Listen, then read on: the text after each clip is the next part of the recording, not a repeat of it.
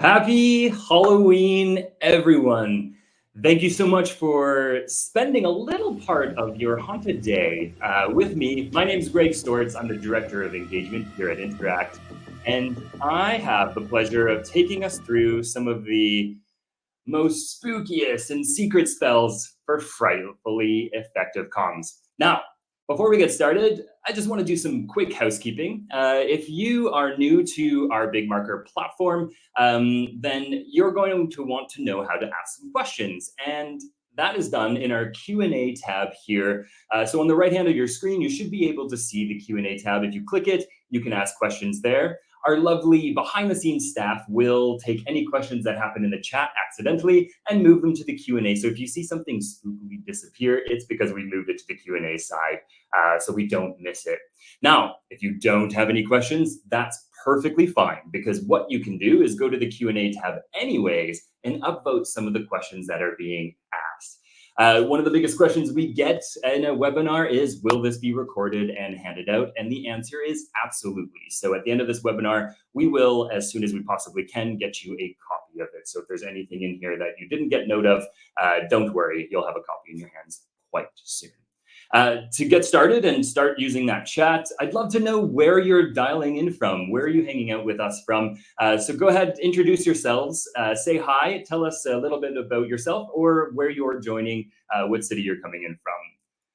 And before we dive into, I just want to talk about who are we? Who's Interact? You're hanging out with us for the next 45 minutes. It's a good idea to understand what we do. We get to hang out with the world's greatest brands and doing a lot of things around internal communications, employee engagement, and helping people build digital workplaces that really thrive and help employees be successful every day. So some of our wonderful customers like Levi's, Teva, Activision Blizzard, Servpro, Subway, and Domino's all contribute to a wonderful community of interactors that come together and build incredible digital workplaces for their employees. Now, it's Halloween, and I want to start out by saying that you are all wizards. Or witches, whichever you prefer. It felt a little bit interesting to say that we're all witches, but maybe that's the patriarchy talking, but we're all wizards. And I want to celebrate the many, many hats that you all wear. As internal communicators for the last couple of years, I believe our roles, our jobs have shifted in incredible ways. We are culture champions, we're communicators, we're engagement champions, we're data analysts, we're trusted advisors to the organization. And many of you, and put your hand up if this is true in the chat, many of you, it's a team of you. And I think it's incredible the amount of work, the amount of information you process, the amount of knowledge you hold within your organization. It's magical, it really is. And I think it's super fitting to be talking about that in today's webinar. I think that there are many spaces you're probably seeing yourself hang in, and there's a lot of things working against you as an internal communicator. And that's why it's so important to have a little bit of a toolkit, which we're going to get into in a little bit.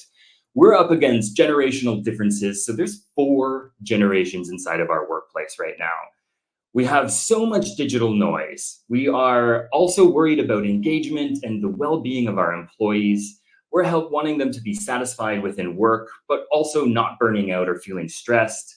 We're dealing with various types of workers in the workplace. So some of them are hybrid, some of them are sitting in offices, some of them are in shops selling your products, some of them are in manufacturing, making those products, and some are in the field delivering those products or providing services to your customers.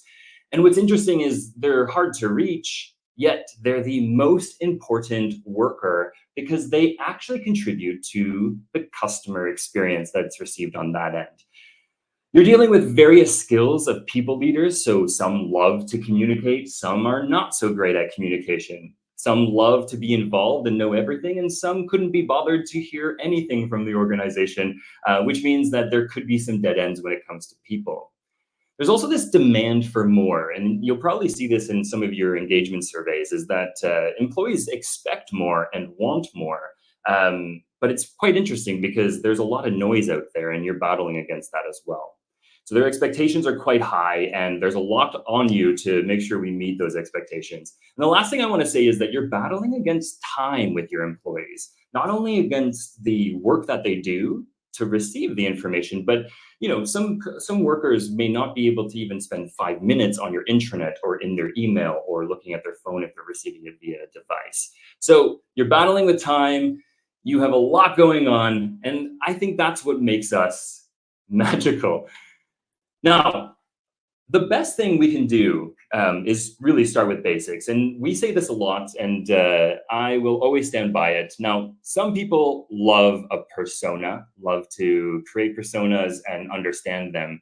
And they're most widely used in the marketing world. But if you think about internal communications, we sit in a marketing kind of way, don't we? We are looking at all different types of people, and we're dealing with all different demographics and all different types of workers, and yet you sometimes get caught with only the resources to be able to do one thing. So a article, a maybe a video, and that's not exactly the way it works, right? So when we think about marketing, there's different channels, there's different ways to reach the different audiences.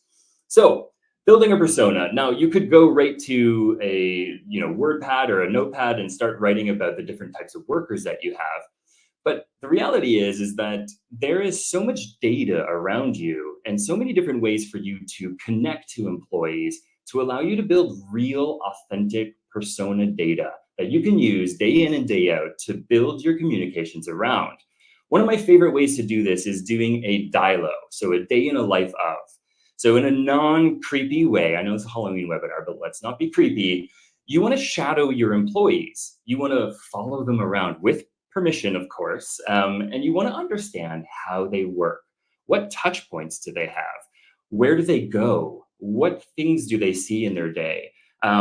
All of these can help you understand when you can communicate to them, and even if your communications are effective while working with them. Another way to build a great persona is understanding the types of communications that your employees already have. And one of the ways you can do that is taking over someone's inbox, of course, with permission. But what that means is ask someone to see their inbox. Ask them if you could just browse what type of emails they receive. And you'll be surprised at the amount of non-official communications that come out to employees on a regular basis. And it's important that you know that that happens, because if you're trying to get your message out there, and so is everybody else, you're battling against many different voices within the organization when you could be working together to build something more streamlined and more geared towards the employees who want to look at communication, or who should be looking at communication. Another way to know your audience is one-on-one interviews, and also channel auditing. So looking at the different channels around. Now, this is an important fact, is you do need to gather all your secret ingredients. What channels do you have? So we know our people, but what are they looking at every day? What are they interacting with every day? What softwares do they use every day? And how can you use those to your benefit as a communicator? So the more you know about the channels they're using, the better of a persona that you can create. And I'm thinking you probably have a little bit more work to do in this area, because we know the regular channels, your intranet, sending an email, the Teams, the Slack. You might have digital signage in some areas. Maybe you have the pushpin bulletin boards. But there are areas of your business, and again, if you were to look around and be the employee for a moment, there are areas in your business that you can get super creative, creating channels for your organization. Things like, maybe getting into pay stubs, doing desk drops, getting integrated with a learning management system that someone may use, getting involved in departmental meetings, taking over screensavers or backgrounds, lock wallpapers, you name it. There is a dozen channels out there. And yes, you could consider the back of a bathroom door a channel, but do that respectfully, of course. But there are channels all around your organization, and whether you plan to use them or not, it's nice to have them recorded so that you can make a decision later down the road whether it's useful at that time or not for different audiences. Now, we've done some work by gathering some of the most common channels that exist, And you can download the guide here. And I think our production crew is going to throw up a little slider that should show up shortly, allowing you to download a guide about multi-channel communication. And this graph is inside that guide. And I love this graph because it does tell you about the different channels you have available and the type of workers that really can engage with that type of channel. So have a download, take a look. It's a wonderful guide that can get you into multi-channel communication quite quickly. Getting into the human psychology of communications, one of the things that I love the most, and I talk about quite often, is the mirror exposure effect. Now, most of you have probably used Airbnb, Uber, ChatGPT, some kind of AI tool. But at one point in life, and I'm speaking to maybe the older folks here, so younger folks on the call may maybe not even remember a point in life where these services did not exist. Now, it's interesting because when Airbnb and Uber both arrived in our lives, we probably all had the same thought. I'm not sleeping in a stranger's bed, nor am I getting into the car of a stranger either. Yet, the more we were exposed to these services, the more they shared stories of success, the more we saw other people doing it, the more normal this became. In fact, we would even argue that this is now a preference. This is exactly, when we're going on vacation, we probably look first to see what Airbnb can offer. Or even Booking.com now offers all of the different Airbnb style things inside of it. So our world has changed because of something like the mirror exposure effect. Now, knowing that this exists is something that we as communicators can use every single day. And it goes back to knowing your audience, and it goes back to the channels that you use. And it allows you to use them effectively, allows you to connect with them in different ways by sharing stories in different ways. And basically what we're saying is you don't want to just put something out there and hope for the best, especially when it comes to change management. You want to expose employees to this as often as you possibly can without burning them out, of course, but getting creative, injecting it in different ways, making sure managers and those who support the employees feel like they have everything they need to keep the exposure happening. You lean on all your channels to make sure that that can happen, allowing the change to filter through. And with that, you're going to want to feed the audience channel by channel in different ways, but because we have so many different generations hanging out with us inside of our organizations, they don't like to receive information the same way. In fact, it's quite different. So our younger generation that's in the workforce, they're probably just going to look at the title, possibly your summary if you're lucky. They go for that real small, give me the bite.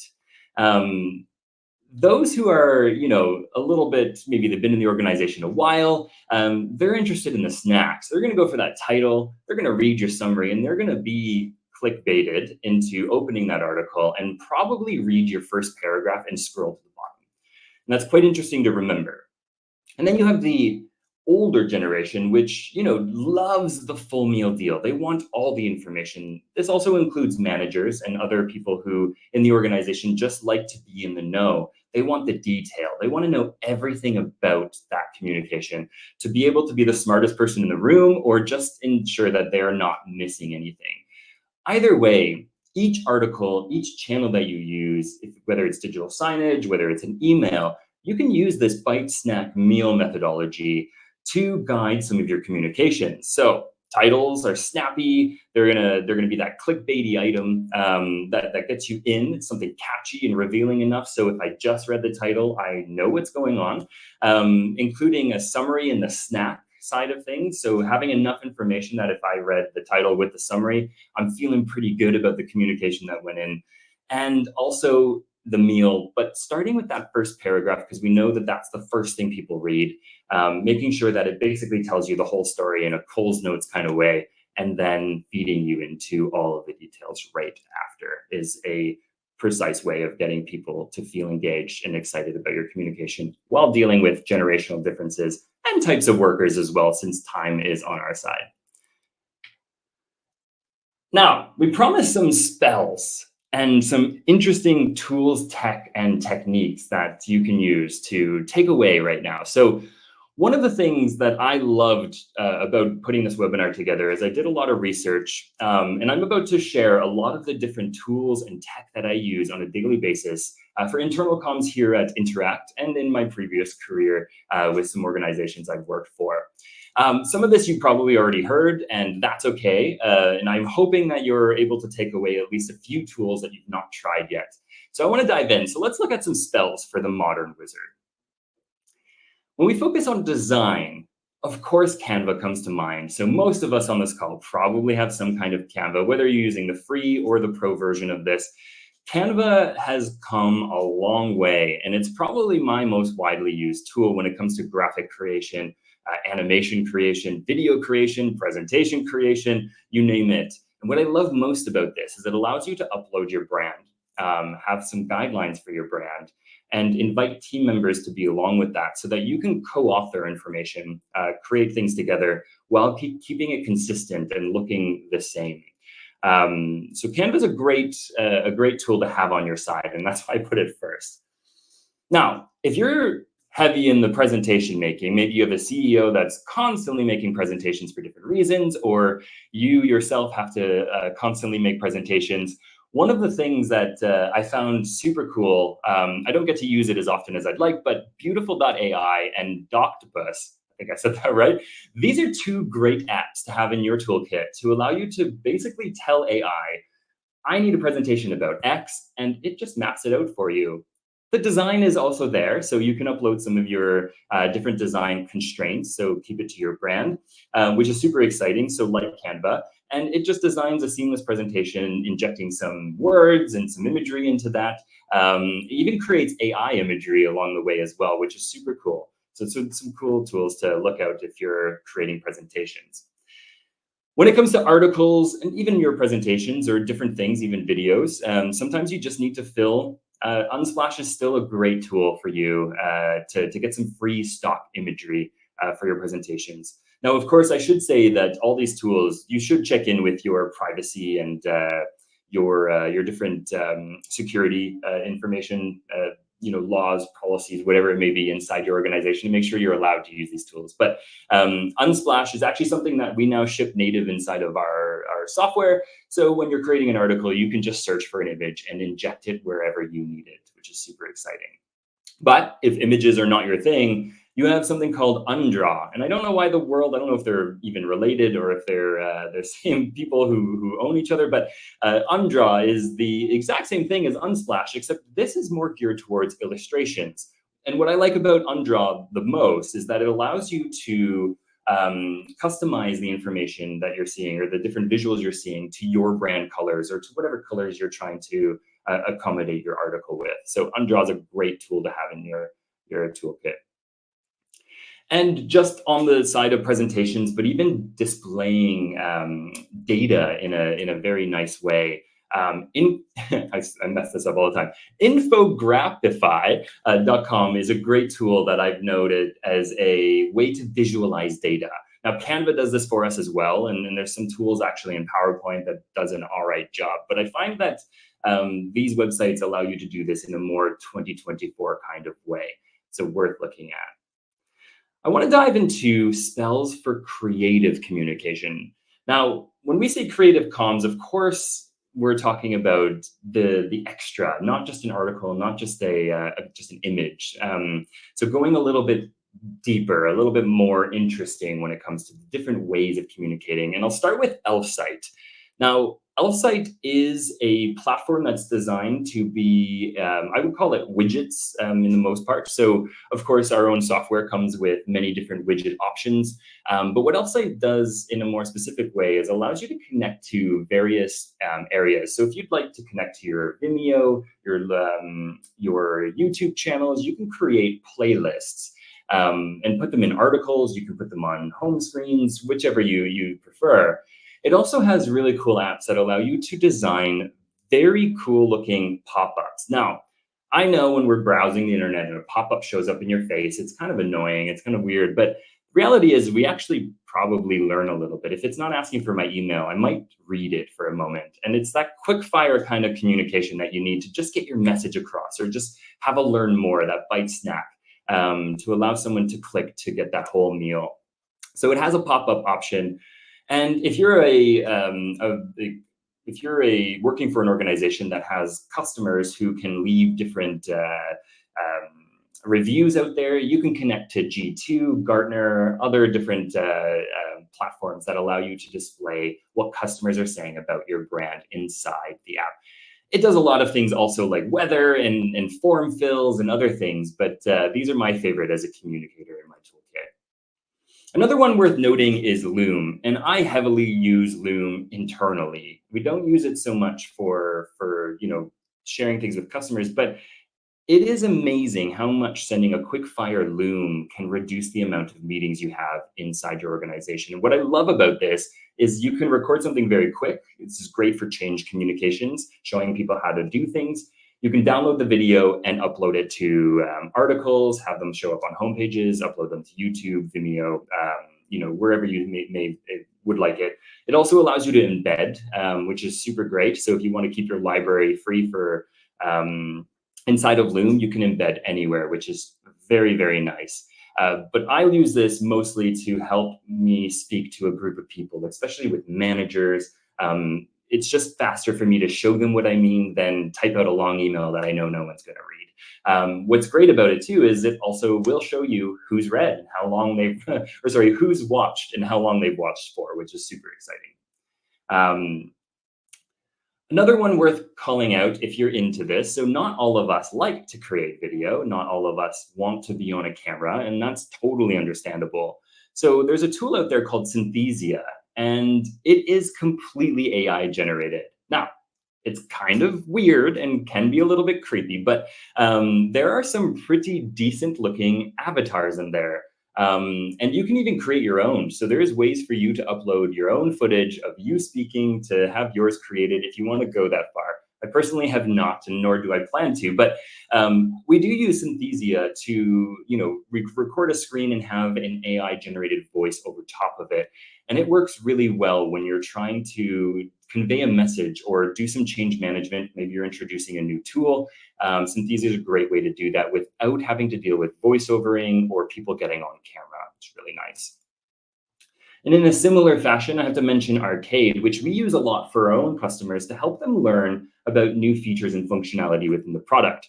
So it's very easy for you to just start recording a demo and start recording and clicking around your screen, and later adding either an AI voice to your recording, or turn over and record your own voice with a video, the same way you see Synthesia over here, but it would be you. And I like this a lot because it's an interactive demo. It's not like Loom where you have to watch the whole video. You are actually going to force your viewers to click as you would like them in the app. So this is great if you're launching some new technology. Maybe you have to show someone how to use Teams. Maybe you need to show someone a new software that's going to help you, do things within your organization. You can create short little videos on how to complete different tasks and store them on your intranet, which can go a long way. People will definitely love that. And then on the theme of video, I just want to shout out CapCut. So if you are the type of person that's happy to start recording and grab a camera and a mic and just get out there with your CEO or even yourself or other employees, CapCut's a great free, but can be purchased as a pro opportunity as well. It's a great tool that allows you to do a lot for free. So I usually use Final Cut Pro in my day-to-day, but I am finding myself using CapCut a little more just because of some of the functionality that exists inside of it, like auto-generating captions and allowing you to do different templates and such to just make that editing experience easier, especially if you're a one-person show. It's not you may be wearing a lot of hats, so editing may be one of the last things you want to be doing in a day. But CapCut can help you make that a little bit easier and a little bit faster for you. Now, when we're getting into the world of productivity, I have a few things that we could look at. If you've ever had to convert something, so maybe you went to go upload a video or a audio file that just didn't work because it was not the right format. TinyWow is an incredible website that I probably use at least once a week to convert PDFs to different things, change sizes of things, convert audio, video, you name it. If you have to convert something, TinyWow can definitely handle it for you. There's nothing that website can't do. In the side of writing better, or at least making sure we're grammatically correct, Grammarly is one of my top choices when it comes to an AI or word assistant.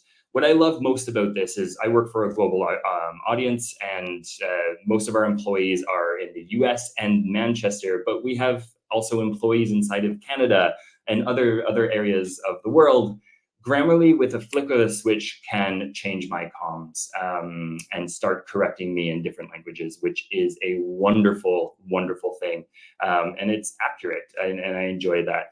And if you're looking for something like AI improvement, Grammarly definitely can assist with that or write things for you as well. Now, if you're like me and you're a remote employee, or you're working in an office but you work with many remote employees, Miro may be something you want to look at. Now, if you're like me, I love post-it notes. In fact, there is nothing better than getting into a room with a bunch of people and solving a problem either with a whiteboard or post-it notes. And those days feel a little bit gone, don't they? And Miro brings that back in a digital way. So it actually opens your horizons for a whiteboarding session or a brainstorming session or a solution storming session, so that many people can come in and contribute to an idea or a problem, or maybe you're looking at some of your engagement survey topics and you just want people to be able to fire some stuff into here and take that away for whatever. Miro is a great way to get everybody involved, such an inclusive way of connecting with everyone. Another tool, or I'm providing you three here, but if you're like me and you're juggling a lot of things for your organization, you have Monday.com, Asana, and Microsoft Planner on your side to help you put your information somewhere safe that won't set on fire or go missing if the wind blew. But it's a digital way to store all your dreams, your bucket list for your organization, but also if you're planning a content calendar or looking to create some kind of strategy for 2025, you can build that in any one of these tools, which Asana is mine of choice. And I have used Planner, but I've been back to Asana each time. So, but these are great softwares for you to get your life in order. Now, if you're like me, I don't come to meetings with a notebook. In fact, if I start writing notes, you will lose me in a meeting. And this is an unfortunate thing and something that I deal with in the ADHD world. But Otter.ai is a great tool for you to be able to sit with your CEO or a manager or an employee in a one-on-one basis, ask them if you can record the call or record the meeting that you're having. And you can upload this audio file, the video file, whatever you like, to Otter.ai, and it's going to allow you to ask questions about your meeting. It's going to fire off some of the takeaways that happened inside of it and summarize what happened in that meeting. It's incredible. Anytime you can make that a little bit easier on you, it's just an easy way so that you're not stuck making notes and wondering what you said in those notes, which is what happens to me majority of the time. So for those who are for making notes and yet they don't always land well, Otter.ai could be a great option for you.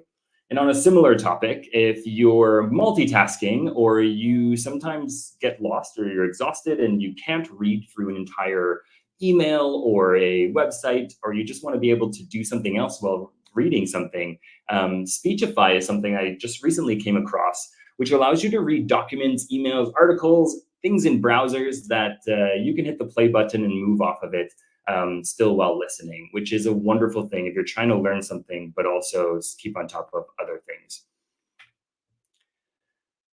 Now, getting into our must-haves in the toolkit. I'm not wanting to say that you have to have AI in your toolkit, but it's actually becoming more common here.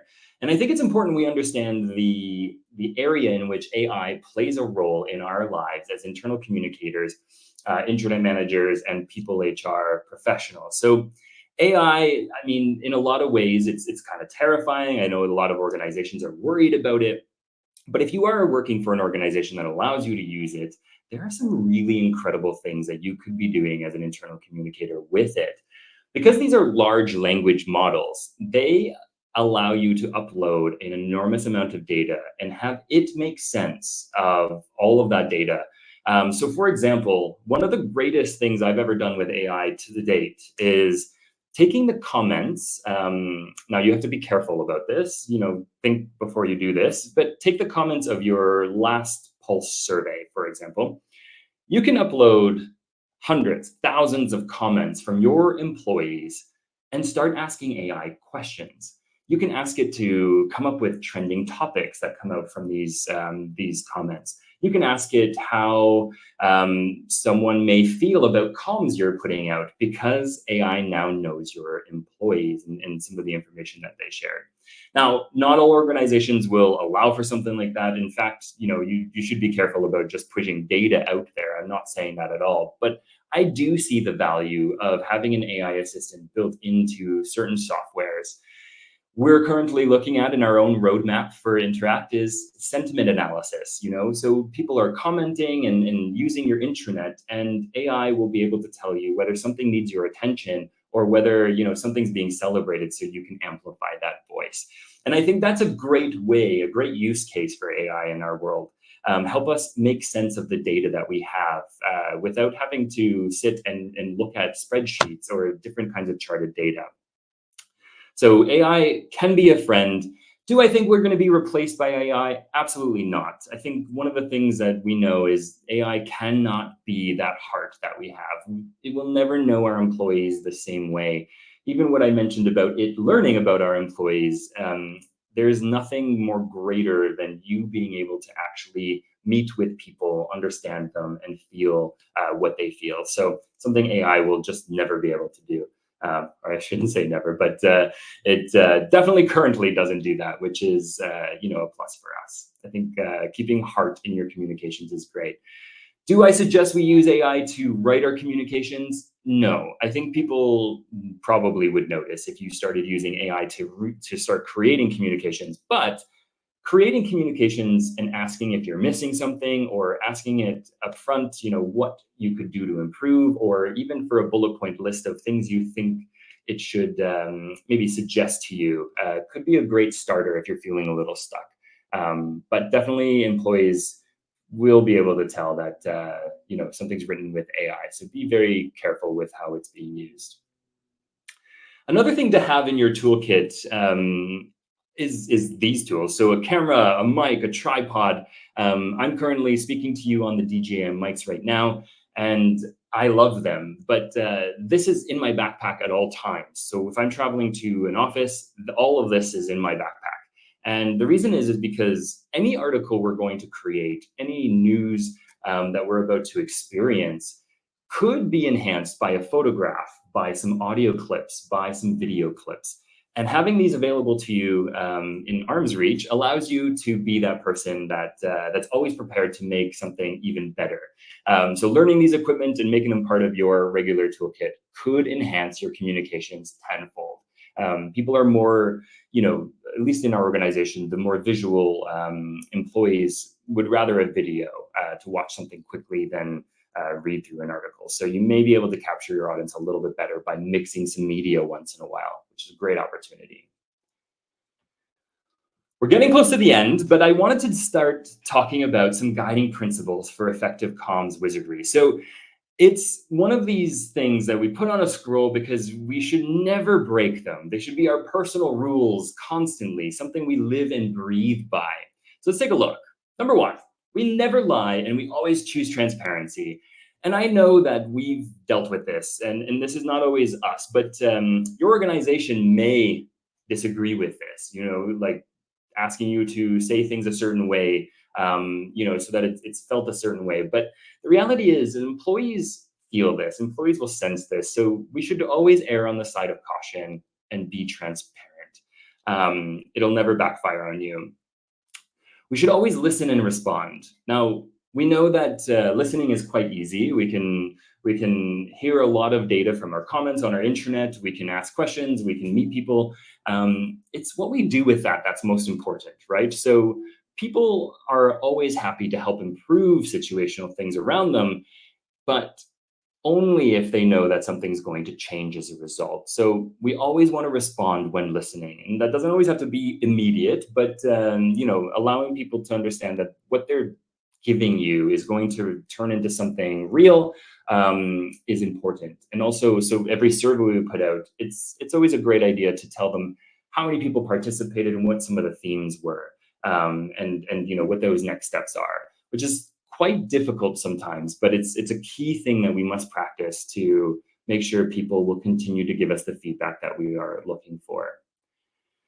We never want to assume, and this is a tough one because sometimes we do this just by default, or a lot of people around us are just assuming by default. And I think that's where we stand up as real leaders in our organization and help people not assume things, help people understand that when you assume things, that it won't end well. So we never want to assume. We always want to look back at data and make sure that we're using it to our best. And that leads us into this bullet point where we don't want to be order takers. We want to be trusted consultants and offer solutions using the data and knowledge that we know about our workplace. You are in one of the greatest positions in your organization that probably know more about all of the areas of your organization and how people feel than most people around the organization itself. And I think it's a very unique skill to have and a very unique position to be in.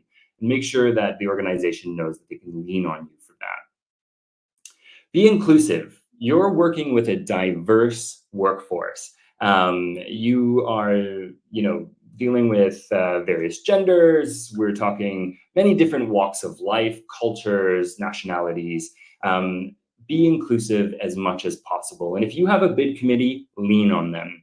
They can offer incredible things. If you have ERGs, employee resource groups in your organization, lean on them if you have the time and ability to do so. So being inclusive is important. And consider all types of workers. So like being inclusive, this one is focusing on not everybody works the same and not everybody has the same workload and not everybody can pick up a phone, look at an email, check out digital signage, or go to your intranet. And it's important you understand that. So going back to your personas and the channels, if we consider all types of workers, we should be able to effectively communicate them, whether we're using technology or people to help us communicate.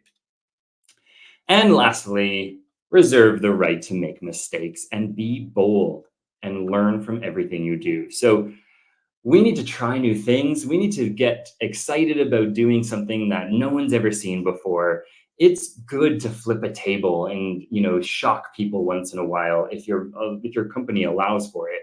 The more you can do this, the more excited and the more engaged people will be. So think about that the next time you have to unleash something important or big for your organization. How can you flip a table? How can you turn some heads? How can you do something nobody's ever done before? And if it doesn't work out, let's record the data. Let's understand what didn't work and learn from it so we can do better next time.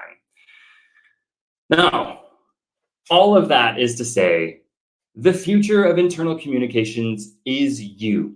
It's coming from you. It's the thing that will be built by you. You can use all of the technology we shared today. You can use all of the methods we shared today in this webinar. You can learn from LinkedIn. You can learn from different things. But the reality is your organization is your organization.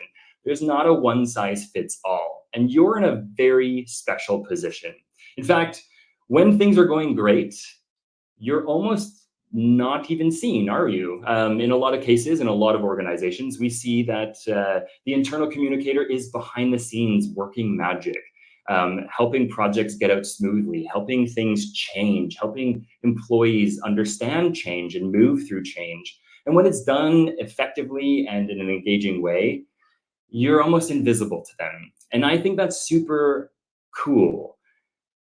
And it can also hurt, can't it? Because at the same time, you're almost not thanked on a regular. So I want to personally thank every single one of you for the incredible work that you pour into your employee engagement strategies. Whether you're in internal communications or you own digital software that helps your employees connect, it's incredible what you do, and we applaud you because the wizardry you pull out of your toolkit every single day to make the world go round is felt by the employees. And that's important for you to understand. So thank you for what you do, and thank you for impacting every employee's day inside your organization. And we very much want to be part of that journey if you'll let us. Of course, we're an intranet service provider, and we care more about just putting a website in front of your employees. It's about internal communications and employee engagement as a whole. So if you don't know about Interact, we invite you to connect with us so you can learn about how we help with multi-channel strategies and capabilities within your organization, especially if you're a one-person show. You may want to look at our software to help you engage quicker and faster with your employees. And with that, I would love to jump into any questions that you may have. And let me just fire open up the Q&A. And if you haven't, lots of stuff in here. I haven't been looking at the chat as we go. So if you haven't had a chance to ask a question, ask it now. But also take a look at the questions in here. I'd like to take these through an order, if I may.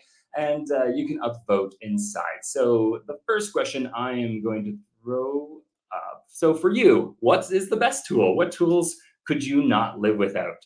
I love this question. So I mean, I would love actually for all of you in the chat to share maybe your one thing, but mine probably I'd have to say if like Canva shut its doors, I'd hurt a lot. I think just being able to dream up anything and just have all the different arts and photos and different things you need to create all in one spot, it's super useful. Not only does it help us with like, small social media creation, it helps us with, banners and different widget styles on our homepage. It does a lot. The second I'll have to say is Elfsight, just because of the enormous amount of tools that it gives us, like countdowns and things like that. Helps make your intranet a little more exciting, which is super cool. So for me, those are the two best tools. I'm giving you two there. That's a great question. Thanks for that. Jessica has a question. So what do you find to be the best organizational structure for internal comms, nested in HR or nested in public affairs or public relations? Jessica, I have worked in many different situations, and you could make a case for all of these, couldn't you? So most internal comms I've ever seen, and speaking to our customers, are sometimes nested inside of HR or people and culture function. And that's because it's well connected with people and culture in a lot of ways. So a lot of things funnel through. So staying in the know is super important. But I have to say, the best thing for internal comms is to remain, can we use the word agnostic, not connected to a department. And the reason I say this is if you could make yourself your own little island, you are a resource to every single department, and that's how it needs to be. So we don't want, someone in different departments standing up as communicators, because things can get a little blurry and change that. So if you're always under HR, you could be held to HR functions, and that could be a little interesting to have to constantly battle. If you're standing alone, reporting into your CEO or maybe someone in your organization, CEO would be best. This tends to work really well because you now are part of the organization on a whole scale. Not every organization is going to run this way, and I understand why, but this is where I've seen the best outcomes. So Jessica, thanks for this question. It's a great question. Manali has a question. So any tips on how we can be more effective with communications on an intranet? Ooh, I love this. So yes, now effective is this is a tough word. Again, it comes back to different people are going to need different things at different times, right? So one thing I will say, if we're going to focus on the intranet, is let me just go away from the intranet for a second, is don't forget about people, right? So, the intranet should be the place to go for all things organizational change. And so all your news, all of your resources should be there. But do understand that not every employee will go there on a constant. If you've not made it a policy to come in and do this, make the intranet part of the culture, it is going to be very difficult for your comms to be effective. So if that's the only way you're connecting with your employees, you have to start looking at the policies. You have to start looking at the way people work, how the intranet is part of their day-to-day. How does it show up for them? Is it easy to get to? How How do we reset a password even? These are all important things for your comms to be effective. When it comes to comms, though, so the actual articles and videos and such, I think the most effective comms are they're great titles, they're great imagery. Sometimes I know as communicators, we're not always communicating the most exciting things, but we do have a job and a duty to our employees to find creative ways to make something exciting, to make it digestible, readable. So if you can use infographics, if you can use visuals to break up different things. I love a good quote in the middle of an article, just to you're not going to read this, but I want you to stop scrolling for a moment to see this. These can help with effectiveness. But the reality is that your intranet as a whole, as long as that's effective, you could be the best communicator with the most effective comms, but your employees getting there is got to be the easiest part of their day. So I'll say that. Thanks for the questions. Great. Dan says, you may not have time for this one, so here I am with the time, so happy to have it. But any advice on how to move away from being an order taker and towards being a trusted advisor? I have to say it's not easy, and it's a slow process, but it's one that you chip away at constantly. So if it feels like you are an order taker, I think you just have to start slowly getting that seat at the table, offering the advice unsolicited. I know no one loves unsolicited advice, but start showcasing that there was a better way.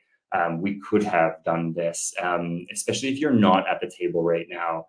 I think most importantly, if you can find an advocate, the CEO is the best advocate if you can get there, but this is a tough one. The how, it's a slow process that you chip away at. Just continue to be there, continue to be leaned on. And if something doesn't go so well, be that consultant to help people digest what went wrong. Showcase data on a constant. Don't be afraid to send out a digest to your stakeholders about your intranet and what articles are being read. Get your name out there in every possible way you can so people understand that communications is a thing. The reality is that in order for this to be effective and your organization to start shifting into, oh, I use internal comms, is by having your leadership understand that. So again, I'll go back to the CEO needs to mandate it almost, that things go through you, or at least you're consulted in all communications that come through. There's got to be someone who helps you make that happen. Otherwise, it's just a slow hill that you're going to have to climb until people go, oh, wow, I need to connect with Dan to make this better. So, but slowly it will happen. I do promise that slowly this will happen if you just continue to work on it. So it's a great question. Hopefully that's a decent answer for you. I see another question here like this. What have you tried that turns head? What are you most proud of? All right, I love this question. So let's get into the creative comms world. Now, not every organization can do this, but there was a couple times, I don't know if everyone knows this. If you're following me on LinkedIn, you'd see it. But in my previous career, working for Lush Handmade Cosmetics, I was their internal communications manager for Lush North America. And they're an incredible company as it is, and a very much campaigning style of company. But one of the biggest things I think we've ever done, which is the boldest thing, was actually shutting down our intranet. And it was so bold. So it was at the beginning of Greta Thunberg and the big movement that she began. And Lush took on with that. And in order for us to take part in that, we actually shut down our intranet. So we changed our homepage to, why are you looking at this? You should be fighting climate change. And there was a little button that said, take me to my policies, because there are some life and needed things that make our world go round. So, but when you came to the intranet, it was not your intranet anymore. It was a message. And it was a very, very strict message about, you shouldn't be here right now. You should be fighting climate change. I'm not saying you can do that for everything, but that was probably one of my most proudest moments. Just the amount of conversation it had was tenfold. Another thing, just if you're trying to look at adoption of your intranet and get people more engaged, is we started to do a little bit of out of the box kind of brand journalism, and we started to listen to our employees about the types of information that they were looking for, and things that weren't related to the workplace, but they were happy to have. So things like recipes, and we were trying different sustainable products. So luckily at Lush again, I had a team of brand journalists, and their role was to go into the world and connect with different employees for various reasons. And what I was allowed to do is help them. We would give them a product, and it was a sustainable product, like a toothbrush or dental floss, and they would go out and use it for a week, and then they would write about it, and all in the hopes that other people would use more sustainable products. We work for Lush, so that's in with our values. But what we asked is that as part of reading the article, you could ask us what to check up next. So in the comments, we asked our employees to tell us what you want us to review next. And we also allowed them to win the products. And the way we did that was it was for them and a colleague. So we said, mention your bestie at work, and you could win a chance to win the product that we just reviewed. Now, this method, it probably was the most engaging pages on our intranet, due to the fact that people were getting tagged in things. People were getting, like, what is this page? And then they were reading it and understanding it. So they were tagging someone new. And it would spread across the intranet. We were actually creating content that would go viral inside of our own organization. I mean, we're talking only 16,000 employees, but it's pretty cool when your analytics start to jump up because people are being tagged in this way. So just share a little bit of a tidbit there. There are cool ways that you can bring your articles into life and get people motivated to share. I have time for one more question. I said I'd keep this to 45 minutes, but I'm loving your question. So we have one more question here. So what is your go-to channel that you find is most effective? I know that I've already said this, but again, I think you do have to go back to effectiveness. Means we know the data, and we're able to connect the data to the different audiences that need it. But most effectively, of course, depending in our workplace at Interact at least, most effective is, of course, the intranet, because we force it to everyone's desktop homepage. So if it's not on the homepage of our intranet called Work Life, it's likely not going to be seen. And then second to that is email for our organization. Other than that, people, I would say, is a third. The most effective is people. So when your employees are not looking at the intranet, they're not looking at your channels, if you equip your managers and the people who are connected, so find your intranet champions, get involved with your bid committee, get involved with your ERGs. If you can use people to share your message, it will spread. It will spread as long as it's effective and it is useful to them. So I think that's okay. One more. Shelby has a question here. I'm just gonna take it. And then we're gonna let you get back to your Halloween festivities. So thanks for hanging out. So Shelby asks, any creative suggestions to make the launch of a new intranet a key date in colleagues' calendars? Now, this is exciting. So if you're launching a new intranet, this deserves an entire comms plan. This is a strategy you do not want to.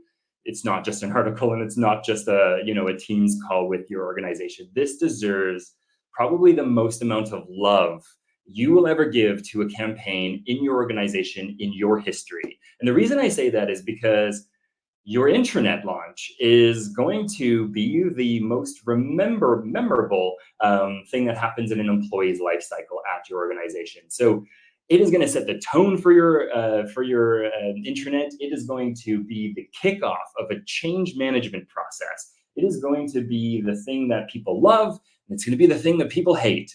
It is going to be the thing that's widely used, and then it's going to drop off.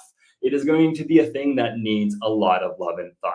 So, going back to the question, is there a suggestion to make the launch of a new intranet a key date in colleagues' calendars? So if you don't have an intranet today, you could physically put it in people's calendars. But I think as a communicator, Shelby, you need to be pulling out all your communication channels, and your Outlook calendar may be your best friend for that. But think about hosting a town hall if you can, if that's got to be virtual or in person. Think about holding, different types of lunch and learns that you can do. That can help make it a key date in your colleagues' calendars. But I would actually, in this case, launch it in a great way, even if it is a video that plays for the whole organization to see at the same times using a town hall style virtual meeting. That would be a way I think launching your intranet could be effective. So if you have Outlook, if you have Google Calendar, if your old intranet, whatever you're moving from exists, put it there as well. But again, use every channel you can think of. Every channel, because I think everywhere I look, I'd want to see the fact that an intranet is launching. There's no way you want any employee to not realize it's happening. Shelby, thank you very, very much for that question. And it's a great segue to just leave us. I want to thank you all for hanging out with me. Happy Halloween. I wish you and your families a safe evening, whether you're out doing some trick-or-treating or handing out some candy, or going out and being with your friends. Be safe and be mindful of everyone out there, and let's help keep our communities safe. If you're in America, don't forget to vote. That's coming up in a few days as well. And with that, again, thanks for hanging out. Happy Halloween, and we will see you next time.